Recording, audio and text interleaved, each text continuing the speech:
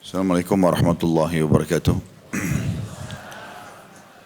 Alhamdulillah, selalu saja kita memuji Sang Pencipta Allah sebagai seorang muslim dengan penuh keyakinan memang Dia zat yang paling pantas untuk dipuji dan dipuja, dipatuhi, ditunduki karena Dia satu-satunya pencipta segala sesuatunya, dan Dia telah menjanjikan dengan janji yang benar dengan kalimat alhamdulillah atau bersyukur dan berterima kasih kepadanya, segala kebutuhan kita akan dipenuhi olehnya. Selanjutnya kita panjatkan salawat dan taslim kepada utusan Sang Pencipta Allah, Nabi besar Muhammad sallallahu alaihi wasallam, yang telah membawa kepada kita hukum halal haramnya Allah sehingga kita punya panduan hidup. Kita tahu mana yang dibolehkan, yang diperintahkan, dan juga yang dilarang oleh Sang Pencipta.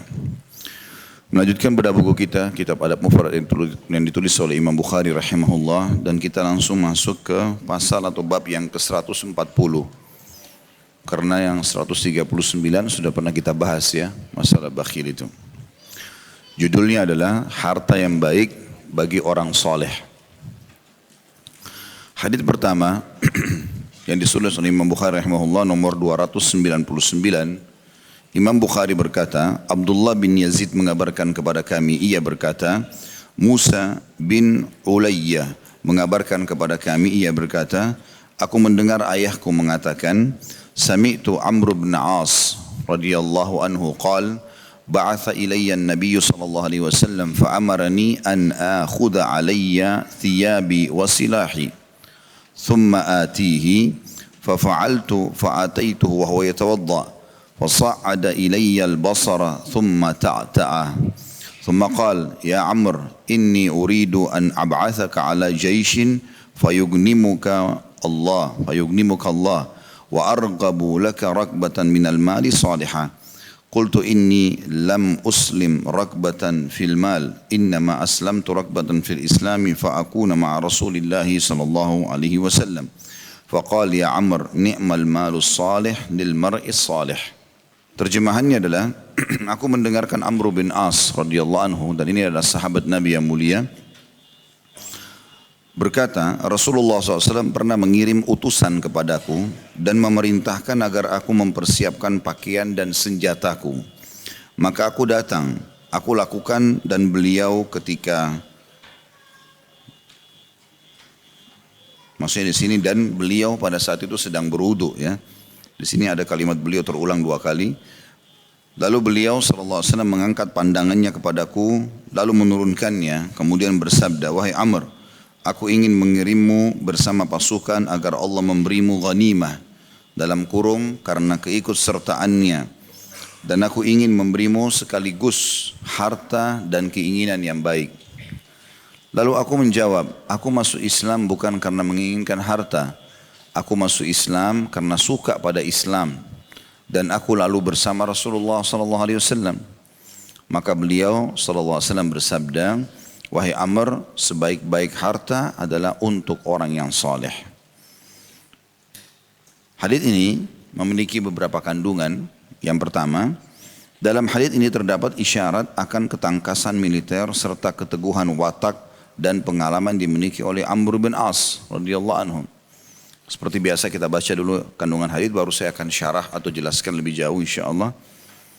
Yang kedua, pemberitaan Nabi SAW melalui wahyu dari Allah Azza wa Jal, Allah yang maha mulia dan maha tinggi, bahwa tentara Islam yang dipimpin oleh Amr bin As akan memperoleh kemenangan dan harta ghanimah yang banyak. Yang ketiga, keinginan Amr bin As untuk tetap tinggal di sisi Rasulullah SAW, akan tetapi Rasulullah SAW memuliakannya dengan mengutusnya berjihad di jalan Allah.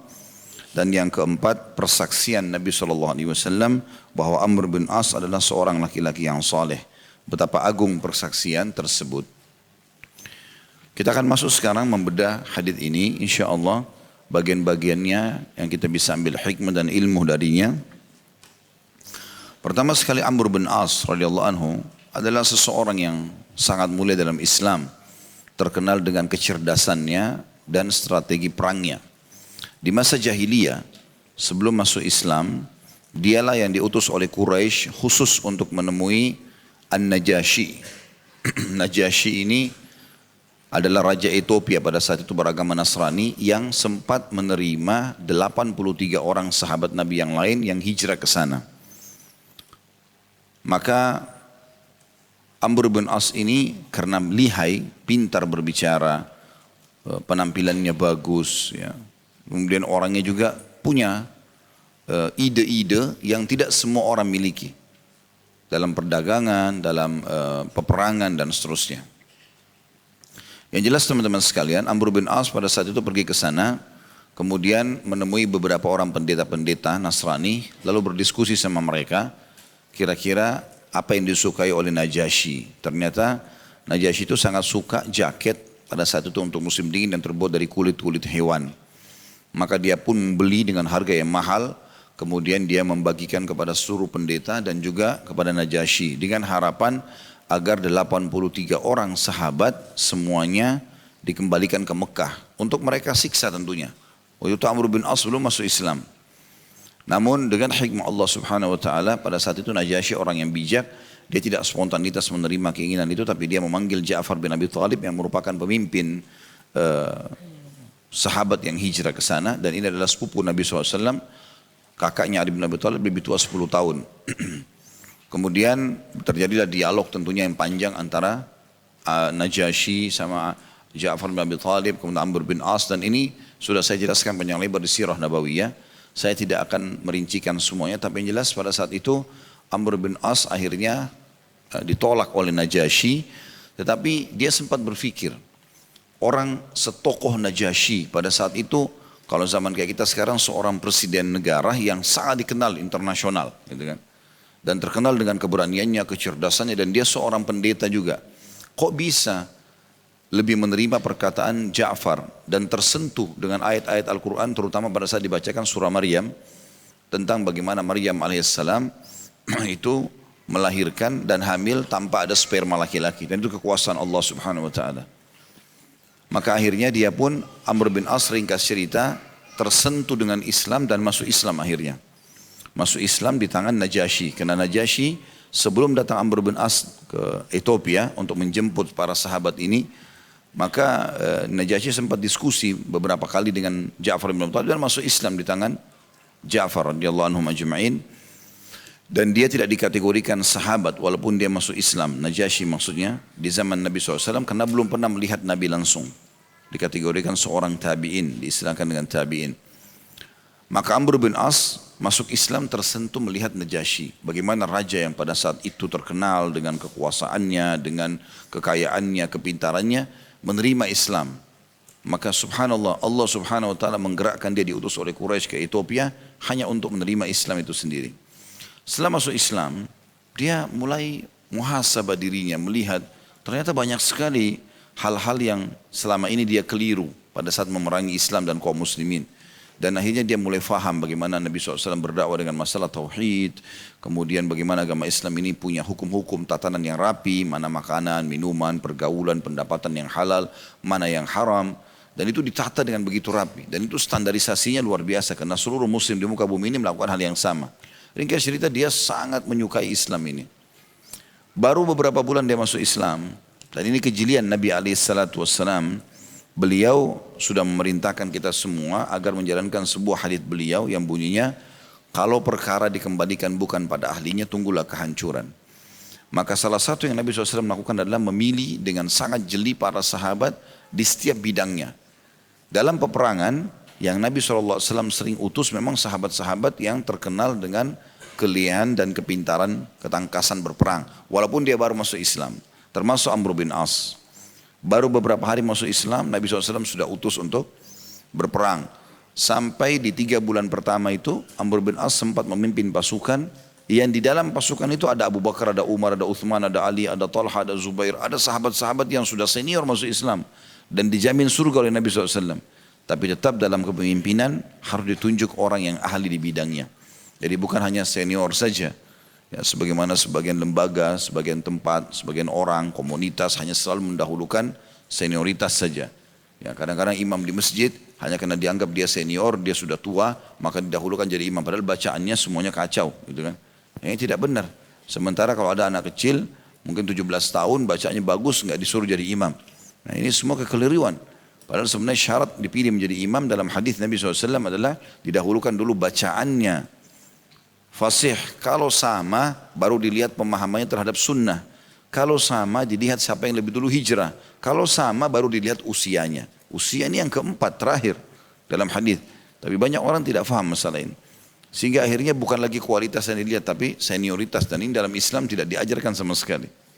Dan itu dicontohkan oleh Nabi SAW dalam kasus Amr bin As ini. Akhirnya beliau diutus jadi pasukan yang pernah saya ceritakan bagaimana Umar sempat clash dengan Amr karena heran dengan perilaku Amr. Ya, di antaranya pada saat dikirim pasukan, saya reviewkan sedikit, waktu diutus pasukan tersebut lagi musim dingin. Pasukan yang dipimpin oleh Amr 300 orang yang ingin diserang suku yang sangat besar, jumlahnya itu sekitar 100.000 orang mungkin, kekuatannya sangat besar dan mereka sudah mau nyerang Madinah. Maka Nabi SAW utus Amr bin As sebagai pemimpin. Waktu itu musim dingin. Dingin yang luar biasa gitu di padang pasir. Biasanya orang untuk hangatkan badan mereka bakar api, buat api unggun.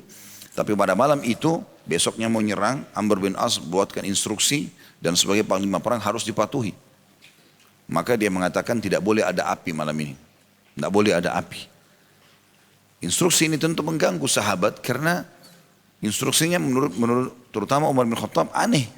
Lagi dingin luar biasa, kemudian kita tidak boleh bakar api gitu kan. Maka Umar merasa ini orang ya baru anak kecil lah, baru 3 bulan masuk Islam. Ya, tiba-tiba mau ngatur-ngatur gini, tapi dia panglima perang.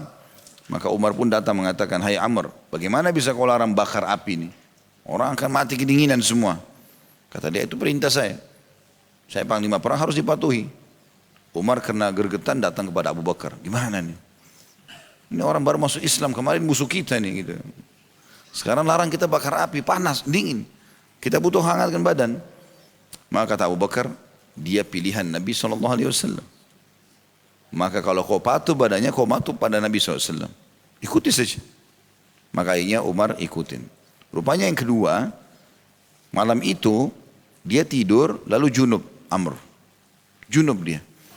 Dalam arti kata, dia harus mandi. Gitu kan? Bangun pagi mau sholat subuh dan dalam hukum Islam panglima perang jadi imam sholat walaupun bacanya sedikit. Kalau panglima perang jadi imam. Maka yang terjadi adalah walaupun di belakangnya banyak orang-orang senior gitu. Maka yang terjadi Amr bin As karena junub dia minta salah satu prajuritnya bawain air untuk mandi. Begitu dia sentuh dingin sekali kayak es. Dia bilang saya nggak mau mandi, tayamum saja. Padahal ada air. Dalam Islam hukumnya kalau ada air tidak boleh tayamum. Tapi dia tayamum. Umar marah lagi. Hai Amr, bagaimana bisa kau tayamum ini ada air? Dia bilang saya nggak bisa mandi, dingin. Gitu kan. Maka dia datang lagi kepada Abu Bakar. Abu Bakar gimana nih? Masalah yang kedua terjadi lagi nih. Kata Abu Bakar dia utusan Nabi. Dia pilihan Nabi. Ikuti saja. Kita wajib patuh pada pemimpin. Ya sudah. Akhirnya ikut. Tapi Umar ini sudah jengkel. Habis sholat subuh, jadi Amr ini imami sholat, tayamum, semua makmumnya wudu. Kan gitu. Ini hukum belum pernah terjadi pada saat itu. Akhirnya setelah habis sholat subuh, Amr bin As suruh menyerang dan menyeranglah pasukan dan setiap orang harus berdua. Tidak boleh pisah sama temannya. Dan ternyata berhasil. Dalam hitungan beberapa saat saja, suku itu mengira pasukan banyak karena masih gelap. Akhirnya mereka tidak jadi menyerang Madinah gitu. Nah biasanya tradisi kaum muslimin dari waktu itu bersama Nabi SAW, kalau menang mereka menangkap-nangkapi musuh sebagai tawanan perang. Ini tawanan perang banyak sekali bisa diraih darinya gitu. Dari sisi pahala kita disuruh berbuat baik, memberikan makan segala macam, mendakwahkan Islam padanya.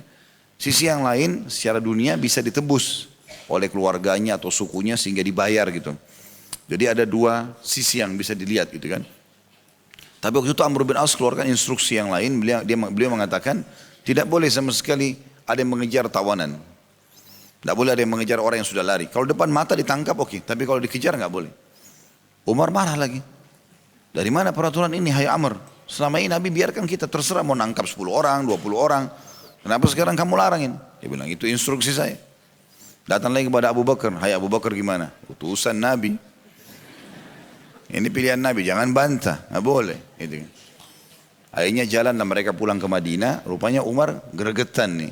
Pas tiba di Madinah, karena kepemimpinan Amr hanya sampai di Madinah. Selama keluar dari Madinah masih pemimpin, panglima. Masuk Madinah sudah bukan, kembali kepada Nabi SAW. Begitu tiba di Madinah, Umar langsung hadap Nabi. Ya Rasulullah, Amr buat masalah nih.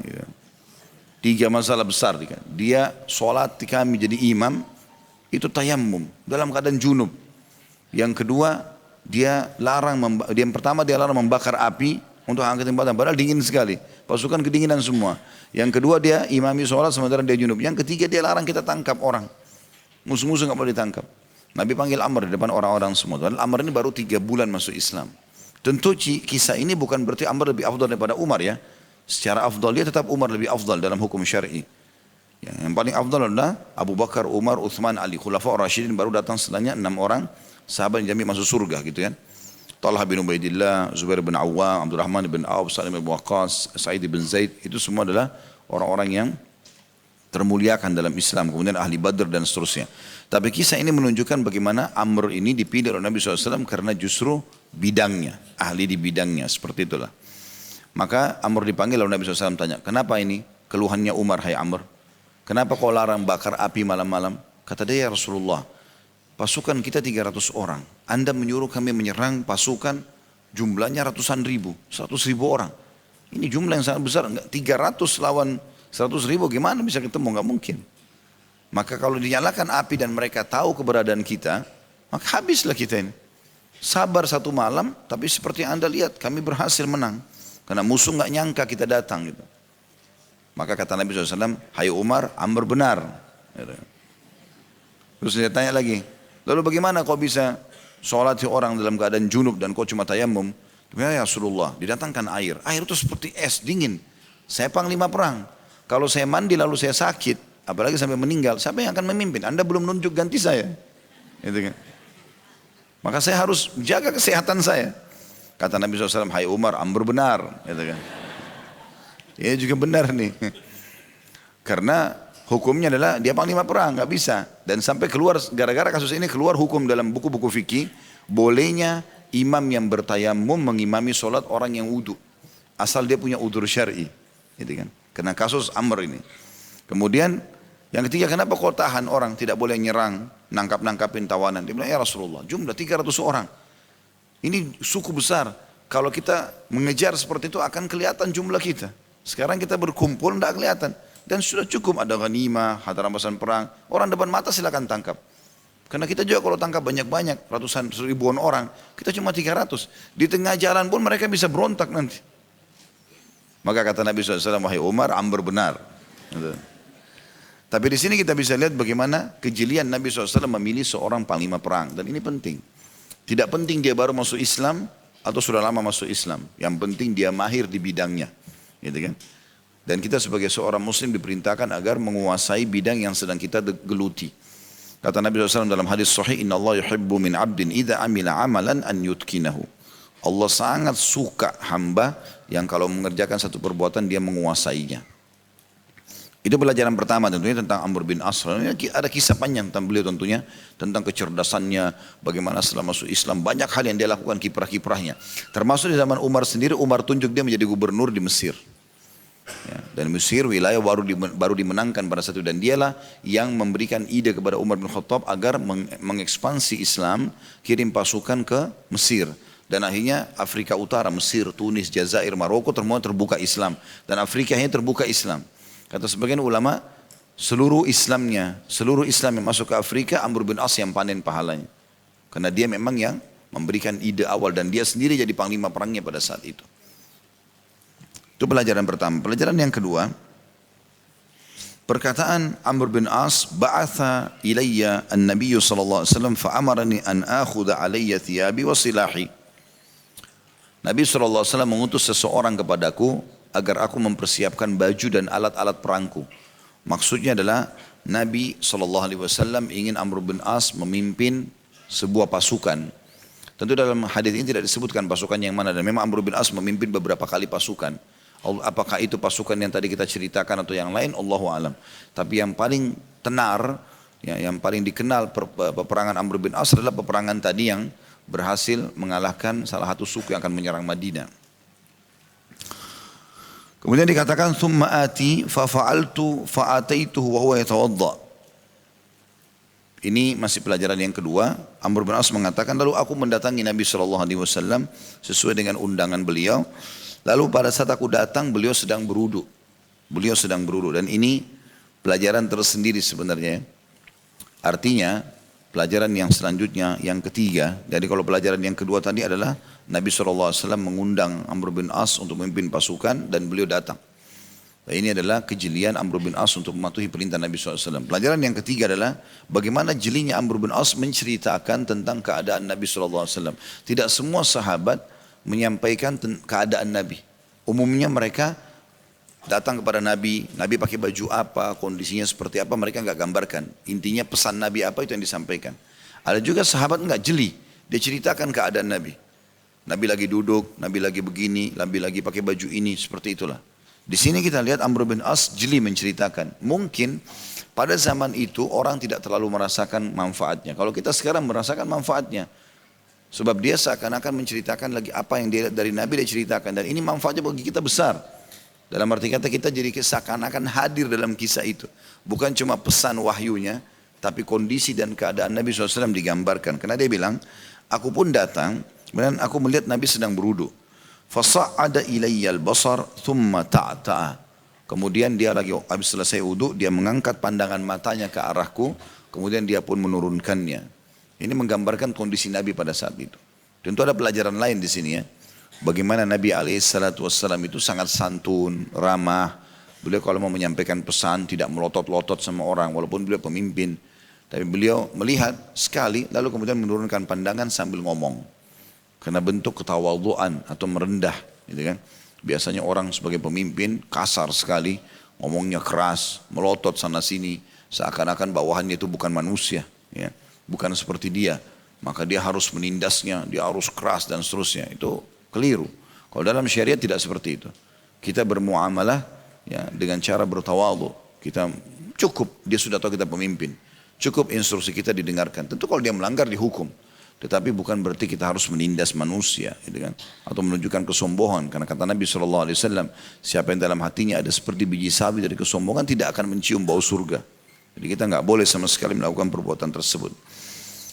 Ini pelajaran yang ketiga, bagaimana Amr bin As menggambarkan tentang kondisi Nabi SAW. Dan ini penting tentunya.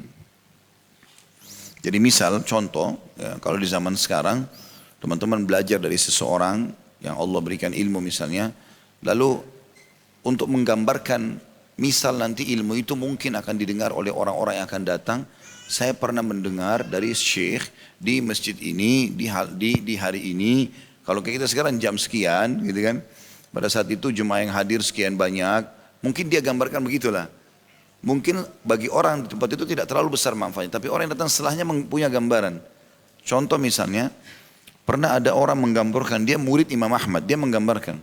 Dia bilang, aku pernah menghadiri majelis Imam Ahmad dan tidak kurang dari 5.000 orang penuntut hadis sedang menundukkan kepalanya sambil menulis. Dia gambarkan kondisi pada saat itu. Artinya orang yang dulu dalam majelis sibuk dengan menulis hadis-hadis dari Imam Ahmad rahimahullah. Jadi ada gambaran tersendiri bagi orang yang akan datang nanti. Pelajaran yang keempat adalah perkataan Nabi SAW, Ya Amr, thumma qal, Ya Amr. Kemudian Nabi SAW berkata, wahai Amr, inni uridu an ab'athaka ala jaishin fayugnimuka Allah wa arghabu laka rakbatan minal mali salihah. Aku akan mengutusmu sekarang pasukan yang dengan pasukan itu kau akan mendapatkan harta rampasan perang. Dan juga aku ingin kau mendapatkan uang yang salih itu. Maksudnya uang yang halal. Ini pelajaran keempat. Ada sebuah hadis yang menjelaskan juga masalah ini. Kata Nabi SAW, sesungguhnya dihalalkan untuk aku ghanimah dan tidak dihalalkan untuk nabi-nabi sebelumku. Jadi harta rampasan perang, kalau pasukan muslim menang melawan pasukan non-muslim, maka yang dipasukan itu menjadi harta rampasan perang. 1/5 diberikan untuk Allah dan Rasulnya, ya, dan 4/5 dibagi untuk pasukan perang. Ini termasuk harta halal ya, dalam Islam, ghanimah. Dalam sebuah hadis yang lain kata Nabi SAW, nabi-nabi sebelumku kalau mereka menang dalam peperangan dan mendapatkan harta rampasan perang, maka ditumpukin di satu tempat sampai menggunung. Kemudian Nabi itu berdoa lalu Allah turunkan petir dari langit membakarnya. Karena tidak halal bagi mereka. Kayak pedang, perisai, segala macam gitu. Yang tentu tidak masuk hewan-hewan dalam masalah kena petir ini. Tapi di sini seperti itulah gambarannya, ghanimah itu dihalalkan bagi kaum muslimin, ya, harta rampasan perang. Dan begitu terus berlanjut hukum Islam ini sampai menjelang hari kiamat. Dan Nabi SAW menggambarkan kalau itu halal dengan kalimat beliau, wa argabu laka ragbatan minal mali salihah. Dan aku ingin kau mendapatkan harta yang salihah, maksudnya harta yang halal dari ghanimah itu. Itu pelajaran yang kita ambil yang keempat. Kemudian pelajaran yang kelima, Amr bin As merespon itu sambil mengatakan, qultu inni lam uslim ragbatan fil mal, innama aslamtu ragbatan fil islami fa'akuna ma'ar rasulillahi sallallahu alaihi wasallam. Sesungguhnya aku masuk Islam bukan untuk mengejar harta. Walaupun itu ada ghanimah, aku bisa bekerja sama kaum muslimin, bisa bisnis sama mereka, tapi bukan itu tujuanku. Aku masuk Islam karena betul-betul suka dengan agama Islam ini. Aku tahu ini kebenaran dan agar aku bersama Nabi SAW. Maksudnya bersama anda ya Rasulullah. Itu sudah satu kemuliaan tersendiri. Gitu kan. Dan ini menandakan keikhlasan Amr radhiyallahu anhu. Pelajaran kelima ini bagaimana dia menerima Islam. Dan bagaimana orang masuk Islam memang dianjurkan agar karena Allah subhanahu wa ta'ala. Gitu kan. Jadi dia masuk Islam memang karena faham kalau ini adalah agama yang benar. Gitu. Kalau orang non-muslim aja yang masuk Islam dianjurkan agar ikhlas menerima Islam, itu bagaimana kita yang sudah lahir dalam keadaan Islam. Harusnya kita lebih ikhlas. Salah satu bukti keikhlasan adalah kita mendalami dan mempelajari ilmu agama ini.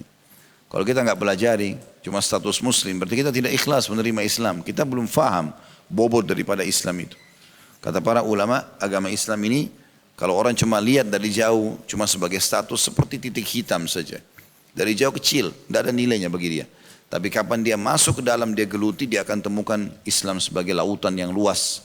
Penuh dengan ilmu, panduan, keberkahan, petunjuk dan seterusnya.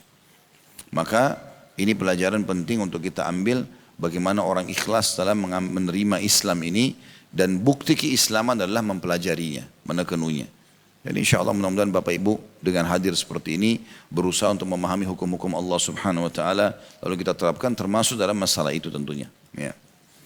Yang terakhir potongan yang keenam yang kita bisa ambil adalah Nabi SAW bersabda, ya Amr ni'mal malus salih lil mar'is salih. Ketahuilah wahai Amr, sebaik-baik harta yang salih, harta yang halal di tangannya orang salih. Di tangannya orang salih. Apa yang dimaksud dengan perkataan Nabi SAW ini? Maksudnya adalah kalau ada orang salih, dia bekerja, dia punya pendapatan yang benar, yang halal, maka itu harta yang paling baik.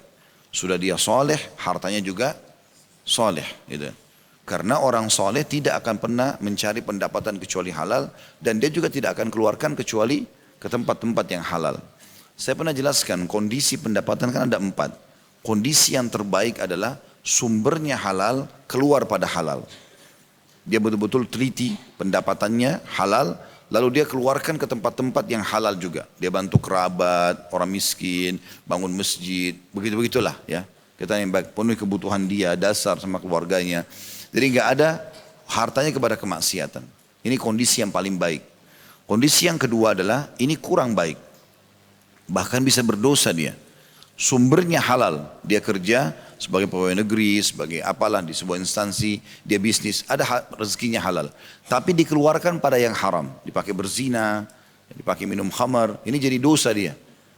Walaupun sumbernya halal. Kondisi ketiga, ini buruk.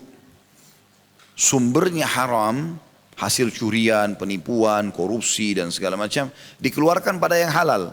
Umroh, haji, gitu kan. Padahal sumbernya haram. Ini buruk. Karena hanya akan menambah dosanya. Begitu dalam hadis. Kalau seseorang berinfak, kata Nabi SAW, dengan harta haram, maka tidak akan menambahnya kecuali kebinasaan. Hukuman berat pada hari kiamat nanti. Kemudian yang keempat, yang paling buruk, sumbernya haram, keluar pada haram. Hasil curian dipakai zina. Ya. Ini sudah jelas-jelas buruk, keburuk lagi. Makin berat hukumannya gitu kan.